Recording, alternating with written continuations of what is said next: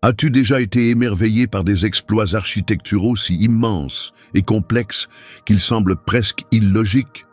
T'es-tu déjà interrogé sur des structures construites avec des ressources extraordinaires, capables de résister à l'épreuve du temps, de s'effondrer dans des circonstances mystérieuses ou de renfermer des secrets que la science moderne peine encore à percer?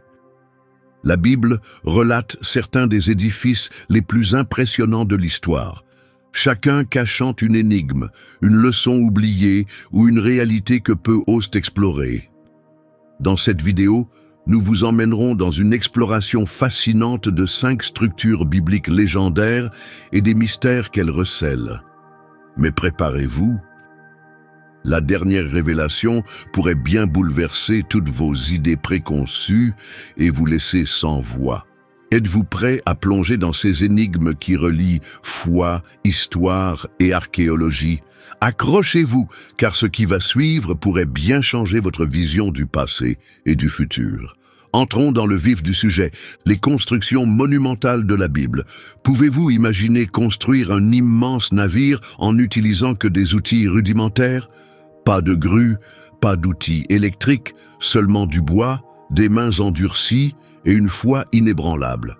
C'est exactement ce que Noé a accompli, et son histoire continue d'intriguer scientifiques, archéologues et croyants du monde entier. Les Écritures racontent qu'à une époque de grande corruption et de chaos sur terre, Dieu a choisi un homme pour une mission apparemment impossible, bâtir un immense sanctuaire capable de préserver sa famille et des représentants de chaque espèce animale face à un déluge cataclysmique. Imaginez la scène. Noé reçoit l'ordre divin. Il abat des arbres, taille les poutres et conçoit l'agencement intérieur. L'entreprise était colossale. Des décennies de travail sous un soleil brûlant, face aux moqueries, au scepticisme et à l'immense responsabilité de protéger les créatures de Dieu. Mais l'arche n'était pas un simple bateau. Elle était gigantesque, mesurant environ 137 mètres de long, 23 mètres de large et 14 mètres de haut, comparable à un cargo moderne, entièrement construite en bois de gopher et enduite de poids pour résister aux eaux déchaînées. Mais réfléchissons un instant. Comment Noé a-t-il pu accomplir une tâche aussi monumentale sans l'aide de machines modernes? Comment les animaux ont-ils été disposés à l'intérieur de l'arche? Et surtout, un déluge a-t-il vraiment eu lieu, submergeant les montagnes? Est-ce un récit symbolique ou une réalité? Les scientifiques ont cherché des réponses. Des géologues et des historiens ont découvert des indices d'une inondation massive dans la région mésopotamienne. Des recherches indiquent qu'il y a plusieurs millénaires, un événement dévastateur aurait submergé d'immenses territoires, nourrissant ainsi les légendes d'un déluge universel. Ce qui intrigue particulièrement, ce sont les supposées découvertes de l'arche elle-même. En 1959, un aviateur turc a signalé avoir aperçu une structure ressemblant à la coque d'un navire sur le mont Ararat. Depuis, de nombreuses expéditions ont tenté de déterminer si les vestiges présents sur la montagne pourraient être ceux de l'arche de Noé. Certains explorateurs ont récupéré des fragments de bois pétrifiés et identifié des formations géologiques correspondant aux dimensions d'un immense navire. Pourtant, le mystère demeure. S'agit-il vraiment de l'arche de Noé? Tandis que la science poursuit ses recherches, la foi, elle, reste intacte. Imaginez-vous maintenant devant une cité entourée de murailles si imposantes et robustes qu'elles semblent infranchissables, une forteresse conçue pour repousser tout ennemi et protéger ses habitants de toute menace extérieure. À présent, imaginez l'impensable. Ces murs ne cèdent pas sous l'effet de béliers, d'explosifs ou de combats traditionnels, mais s'effondrent sous la seule puissance du son des trompettes et de la force d'une foi collective. C'est l'histoire de Jéricho, l'une des plus anciennes cités connues, et le théâtre d'un des événements les plus mystérieux et controversés de la Bible. Un phénomène si stupéfiant qu'il défie encore la logique et continue de fasciner scientifiques et historiens. Mais s'est-il réellement produit? Et surtout, que révèle la science moderne sur cet effondrement spectaculaire? Selon les Écritures, Jéricho était une ville puissamment fortifiée, ses murs si imposants et solides que toute tentative d'assaut par les Israélites, nomades dans le désert depuis 40 ans, semblait vouée à l'échec. La conquête de la ville paraissait impossible. Pourtant, Dieu avait un plan qui défiait toutes les stratégies militaires conventionnelles. L'ordre donné aux troupes israélites était inhabituel. Faire le tour de la ville une fois par jour en silence pendant 6 jours, sans attaquer ni brandir d'armes, comme s'ils attendaient un signal invisible. Le 7e jour, tout changea. Ils durent faire 7 fois le tour de la cité, au son des trompettes et des clameurs de la foule. Puis, soudainement et de manière stupéfiante, les murs s'effondrèrent, non pas sous l'effet de machines de siège, ni à cause d'un tremblement de terre, mais uniquement sous la vibration du son. Prenez un instant pour réfléchir. Comment de simples marches et le son de trompettes auraient-ils pu faire tomber des murailles aussi massives ? Tout au long du XXe siècle, des archéologues ont exploré le site de Jéricho à la recherche d'explications, et les découvertes se sont révélées encore plus fascinantes. Dans les années 1950, l'archéologue britannique Kathleen Kenyon mena des fouilles approfondies et fit une découverte remarquable.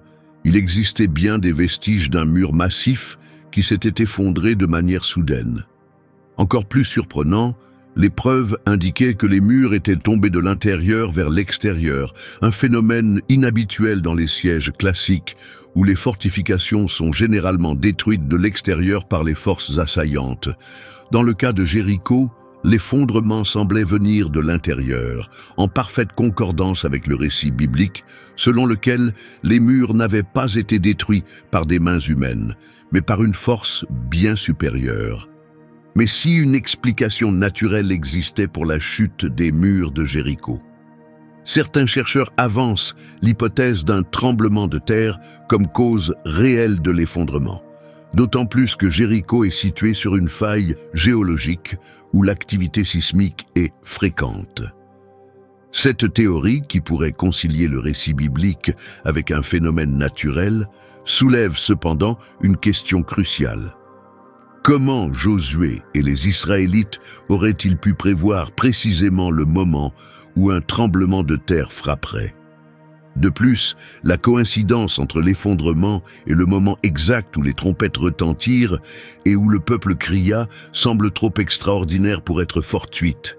S'agit-il d'un cas où la science et la foi convergent, où un phénomène inexpliqué se mêle à une intervention divine? Quelle que soit l'interprétation, la chute de Jéricho demeure l'une des énigmes les plus intrigantes de l'archéologie biblique. Préparez-vous maintenant à découvrir une structure encore plus mystérieuse et impressionnante. Imaginez un temple d'une magnificence telle que ses murs, recouverts d'or pur, reflétaient la lumière du soleil en une lueur céleste. Un sanctuaire si sacré qu'il était conçu pour abriter la présence divine elle-même. Tel était le temple de Salomon, un chef-d'œuvre de l'architecture sacrée d'Israël, empreint de crainte, de révérence et de puissance divine. Mais comment une telle merveille a-t-elle été construite? Que nous révèle l'archéologie sur son existence? Et surtout, quelle était sa profonde signification spirituelle? L'histoire commence avec David, le grand roi d'Israël, dont le désir ardent était de bâtir une demeure pour Dieu. Pourtant, cette mission sacrée ne lui était pas destinée, mais à son fils et héritier, Salomon, renommé pour sa sagesse inégalée. Le choix du mont Moria comme site du temple n'était pas anodin. Il portait en lui une symbolique spirituelle profonde. C'était précisément l'endroit où, des générations plus tôt, Abraham avait été prêt à sacrifier son fils Isaac, un lieu chargé de rencontres divines et d'héritage spirituel. La construction du temple de Salomon n'était pas seulement un exploit architectural, c'était une entreprise monumentale où chaque détail avait une signification divine. Les pierres utilisées étaient soigneusement taillées et préparées loin du site, une précaution extraordinaire pour que le bruit des marteaux et des ciseaux ne vienne pas troubler le silence sacré conformément aux instructions divines. Cela soulève une question fascinante. Comment ces énormes blocs de pierre ont-ils été transportés, ajustés avec précision et assemblés en un temple grandiose, sans aucun bruit de construction sur place. Les cèdres du Liban, réputés pour leur qualité exceptionnelle, furent importés de loin, imprégnant le site de leur parfum noble et sacré. Leur présence ne relevait pas seulement d'une question esthétique, mais symbolisait aussi la royauté et un lien direct avec le divin. Pourtant, l'élément le plus saisissant du temple résidait en son intérieur, entièrement recouvert d'or pur, diffusant une lumière éclatante. Des figures sculptées de chérubins, de palmiers et de fleurs ornaient chaque recoin, créant une atmosphère transcendante, comme si l'on pénétrait dans un espace hors du temps. Au cœur du temple se trouvait l'endroit le plus sacré, le Saint des Saints.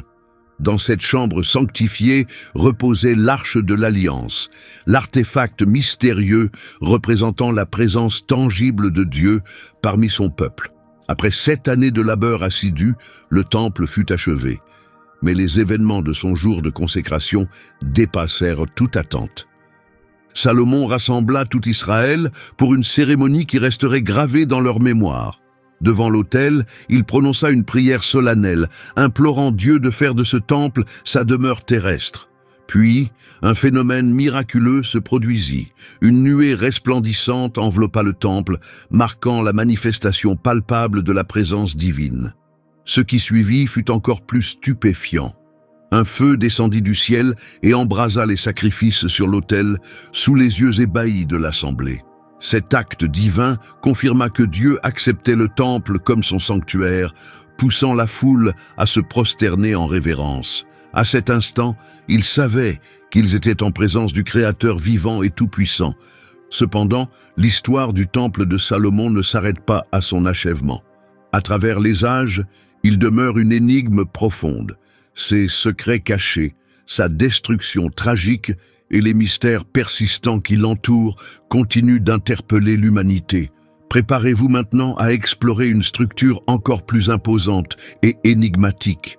Imaginez un monde où l'humanité partage une seule et même langue, sans frontières ni barrières. Tous communiquent librement, unis par une ambition commune. Bâtir une tour si gigantesque qu'elle atteindrait les cieux. Pourtant, loin de les rapprocher de Dieu, cette aspiration suscita son indignation. Ce qui suivit fut stupéfiant. Leur communication fut brisée et leur grand projet abandonné à jamais. Mais qu'était réellement la tour de Babel? A-t-elle véritablement existé? Que peut révéler l'archéologie à son sujet? Et surtout, quelles leçons fondamentales cette construction nous enseigne-t-elle encore aujourd'hui? Selon la Bible, après le grand déluge, les descendants de Noé se dispersèrent à travers le monde pour le repeupler. Pendant un temps, ils restèrent unis, partageant une langue commune qui leur conférait une capacité extraordinaire, une organisation sans limite et un progrès sans entrave. Finalement, ces peuples décidèrent de s'installer dans la plaine de Shinar, une région que nous connaissons aujourd'hui sous le nom de l'ancienne Mésopotamie. Leur ambition ne se limitait pas à habiter cette terre. Ils voulaient immortaliser leur présence en utilisant des technologies de pointe pour l'époque, des briques cuites au four et du bitume comme mortier. Ils entreprirent la construction d'un édifice monumental, une tour si vaste et ambitieuse qu'elle devait être le symbole ultime de l'autonomie humaine. Faisons-nous un nom, afin de ne pas être dispersés sur toute la surface de la terre, déclarèrent-ils, Genèse 11.4. Leur objectif était certes d'atteindre les cieux, mais plus encore, ils cherchaient à défier Dieu lui-même. À mesure que la construction progressait, la tour s'élevait toujours plus haut, semblant démontrer le potentiel illimité de l'humanité. Mais Dieu observa cette entreprise et choisit d'intervenir de manière décisive. Il brouilla le langage des hommes, les empêchant de se comprendre mutuellement. Imaginez la scène. Un maçon demande une brique, mais son compagnon lui tend de l'eau. Le contremaître donne des ordres, mais personne ne saisit ses paroles. Ce qui était autrefois une entreprise parfaitement coordonnée sombra rapidement dans le chaos. En quelques instants, le chantier devint un lieu de confusion totale. Ce qui était un empire de communication sans faille se retrouva brisé, fragmenté à jamais. Incapables de poursuivre leur œuvre, les bâtisseurs abandonnèrent la grande tour. Ils se dispersèrent alors aux quatre coins du monde, donnant naissance aux différentes nations et cultures qui peuplent aujourd'hui la Terre. Pourtant, une question demeure. Cet événement a-t-il réellement eu lieu? De nombreux chercheurs suggèrent que la tour de Babel pourrait s'être inspirée d'un ziggurat, une pyramide à degrés mésopotamienne. Le plus célèbre d'entre eux était l'Etemenanki, un immense temple construit dans l'ancienne Babylone en l'honneur du dieu Marduk. Des documents historiques décrivent cet édifice comme « la maison qui unit le ciel et la terre », un titre qui rappelle fortement la description biblique de la tour de Babel. Au fil des siècles, ce temple fut détruit et reconstruit à plusieurs reprises avant d'être définitivement abandonné. Se pourrait-il qu'il s'agisse de la tour mentionnée dans les Écritures? Bien qu'aucune preuve irréfutable ne confirme cette hypothèse, les similitudes sont frappantes. L'histoire de la tour de Babel ne se limite pas à une simple anecdote sur la dispersion des langues. Elle illustre un avertissement intemporel contre les dangers d'une ambition démesurée. Jusqu'où l'homme doit-il aller dans sa quête de grandeur et de maîtrise? Notre désir incessant de pouvoir et de reconnaissance pourrait-il nous mener à des défis qui dépassent notre compréhension? Préparez-vous, car le prochain chef-d'œuvre architectural que nous allons explorer renferme des secrets encore plus profonds et fascinants. Imaginez vivre une époque marquée par la souffrance et l'exil. Votre peuple a été déraciné de sa terre, contraint de s'installer en territoire étranger, et vous avez assisté à la destruction de votre temple sacré, le centre de votre vie spirituelle. Pour beaucoup, une telle épreuve aurait pu briser tout lien avec le divin. Mais ce ne fut pas le cas pour le peuple juif. Lorsqu'ils revinrent de l'exil babylonien, ils portaient en eux une vision, reconstruire le temple et raviver leur foi. Le second temple de Jérusalem représentait bien plus qu'un simple édifice. Il symbolisait le renouveau, l'espoir et une identité retrouvée pour toute une nation. Mais quelles furent les logistiques derrière la construction de cet édifice monumental? Qu'est-ce qui le distinguait? Et surtout, pourquoi sa destruction fut-elle si déchirante? Après 70 années d'exil à Babylone, les Juifs reçurent l'autorisation de retourner sur leur terre. Cyrus le Grand, roi de Perse, non seulement leur permit ce retour, mais ordonna également la reconstruction du temple et y contribua financièrement. Cependant, dès le début des travaux, une réalité frappante s'imposa. Ce nouveau temple ne ressemblerait en rien à celui de Salomon. Il était plus modeste, moins orné, dépourvu de l'arche de l'Alliance et du faste d'or qui recouvrait autrefois ses murs. Les anciens, qui avaient connu la splendeur du premier temple, pleurèrent en voyant ce nouvel édifice, regrettant qu'il ne puisse égaler la magnificence passée. C'est alors qu'un message inattendu surgit à travers les paroles du prophète Agé, qui proclama une prophétie pleine d'espoir. La gloire de cette dernière maison sera plus grande que celle de la première. Agé 2:9. Mais comment cela pouvait-il être possible? Comment un temple moins somptueux que celui de Salomon pouvait-il surpasser son éclat? Des siècles plus tard, cette énigme trouva sa réponse grâce à Hérode le Grand, un roi dont l'ambition de grandeur ne connaissait aucune limite. Il entreprit un projet massif d'agrandissement et d'embellissement du second temple, transformant ce modeste édifice en l'une des merveilles du monde antique. Hérode doubla la superficie de la cour du temple, la convertissant en un immense complexe religieux. Il fit ériger d'imposantes colonnes et d'immenses allées, impressionnant tous ceux qui s'y rendaient. Certaines parties du temple furent ornées d'or et de marbre blanc, rendant l'édifice éblouissant sous le soleil de Jérusalem. Le résultat fut un temple d'une telle splendeur qu'il laissait les pèlerins émerveillés, devenant le cœur vibrant du judaïsme, un lieu où les foules se rassemblaient pour prier, offrir des sacrifices et chercher la présence divine. C'est dans l'enceinte de ce temple majestueux que Jésus enseigna, expulsa les marchands et fit une prophétie saisissante. Il ne restera pas ici pierre sur pierre qui ne soit renversée. Matthieu 24:2, une prédiction qui allait tragiquement se réaliser en l'an 70 après J-C. En réponse à la première révolte juive, l'Empire romain assiégea Jérusalem. Après des mois de combats acharnés, les légions romaines pénétrèrent dans la ville et mirent le feu au temple. Les récits historiques rapportent que la chaleur intense fit fondre l'or, qui s'infiltra dans les interstices entre les pierres, poussant les soldats romains à démanteler l'édifice pour en extraire le précieux métal. À la fin du carnage, il ne restait que des ruines, et seul le mur occidental demeurait, dernier vestige de l'ancienne splendeur du temple et symbole poignant d'une perte incommensurable. L'histoire du temple va au-delà de sa présence physique. Pendant des siècles, il fut le sanctuaire où résidait la présence de Dieu, où les sacrifices étaient offerts et où les hommes cherchaient le pardon et la guidance. Pourtant, un changement radical s'opéra avec Jésus. Il introduisit une idée révolutionnaire en déclarant « Détruisez ce temple, et en 3 jours, je le relèverai. » Jean 2,19. Ces paroles allaient bien au-delà d'un édifice de pierre et de mortier. Il parlait de lui-même. Jésus révélait que le véritable temple ne serait pas un bâtiment, mais que la demeure de Dieu se trouverait dans le cœur des hommes. Méditez sur cette pensée profonde. Si Dieu désire habiter en vous, votre vie est-elle prête à l'accueillir? Portez cette réflexion avec vous. Merci de nous avoir accompagnés dans ce voyage à travers l'histoire et la foi. Que Dieu vous bénisse et nous avons hâte de vous retrouver pour notre prochaine exploration.